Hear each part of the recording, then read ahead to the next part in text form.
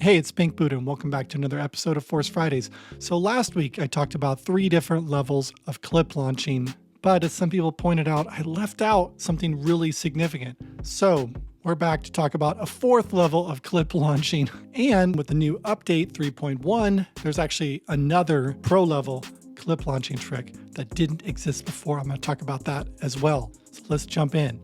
Okay, so last week I talked about all these ways of launching clips. If you missed it, it's in the Force playlist. And like I said, there's a couple more that we need to add to this pro level. So I'm going to call that like Pro Plus.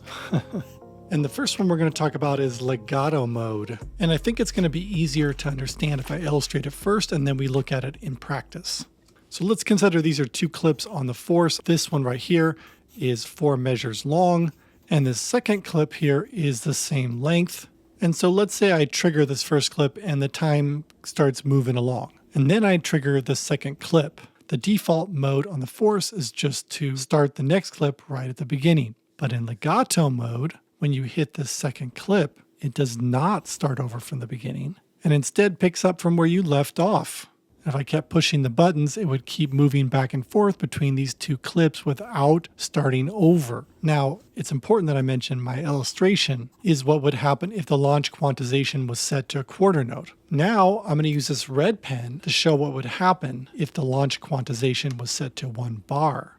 So I press this first clip, things start playing, then I immediately hit the second one. It's not going to change until it gets to the end of the first bar.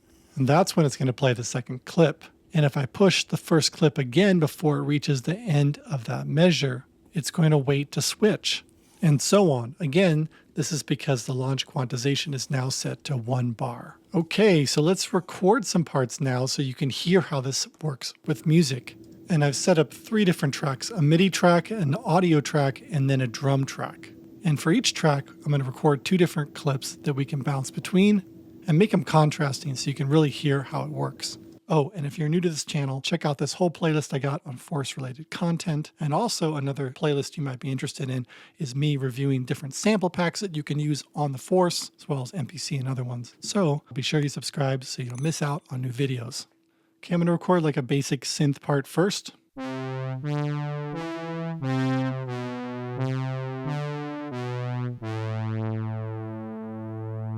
All right, now a second part. I'm going to do that one up higher, maybe with an ARP on it.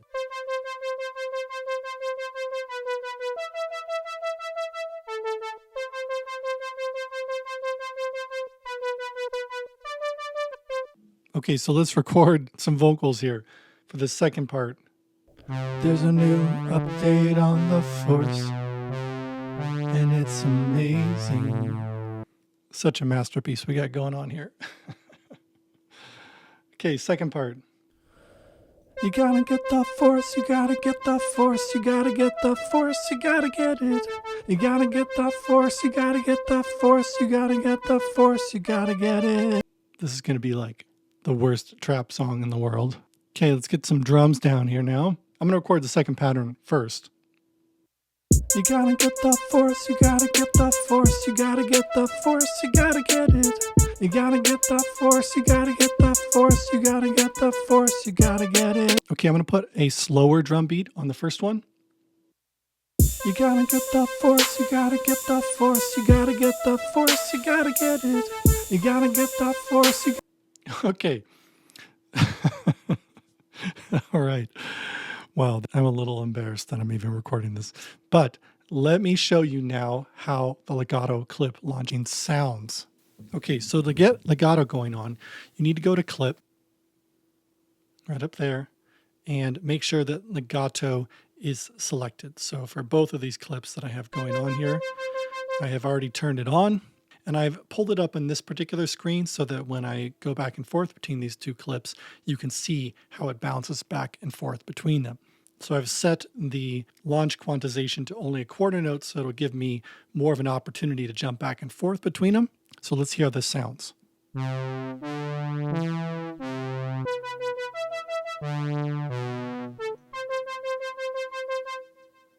Now, because it's a MIDI note and it's already been played, that when I bounce back to this particular track, nothing's happening. That's why there's no sounds here. And I set up that way on purpose so you could see that when you're using legato mode with MIDI, it's not going to replay a note that's already supposedly been played. So now let's look at the audio track that I recorded. I'm going to solo that one. There's a new update on the most beautiful lyrics in the world. Okay, so we're going to hit legato on that one. You gotta get the fourth. And legato on the second one. Oh, my pitch is a little off on these, but again, I'm just whipping this out for you here. So let's jump back and forth between these two. There's a new force, you gotta get the force. The force, you gotta get some me. You gotta get the force. Get the force. Yeah. The force, you got. Not a masterpiece, but you get the point. Now, I got 2 drum tracks here too.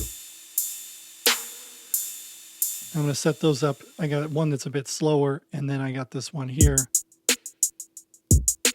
So if I put them both to legato, now we can jump back and forth.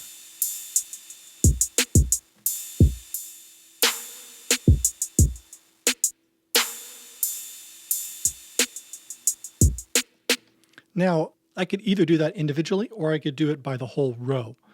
I take everything off because it is synchronized to kind of go together here. There's a new update on the force. You gotta get the force. You gotta get amazing. Yes, you gotta get the force. You gotta get it. There's a new update on the force. And that is how you do legato clip launching. And now the other pro level clip launching trick that I mentioned before is being able to put clips on the sub and master tracks. And this just came out in the new update. Now these are not audio clips, they are automation clips. And to get to clip launching for the master or sub tracks, we need to push this button down here, and then that takes us to this screen. And I'm going to insert on the master one of the effects racks. I pushed knobs and I've selected the FX track for knobs so that I can access them here. So let's hear how this sounds. There's a new update on the force. It's amazing. Now here's the cool thing with the new update. You can now record a clip into the master track that has automation on it. So what you need to do to set that up is you have to make sure that you go into the mixer and then you enable write record for this particular track. So I have this on the master track, which is right here. I also need to turn on record arm for this particular track, and I'm just going to launch it.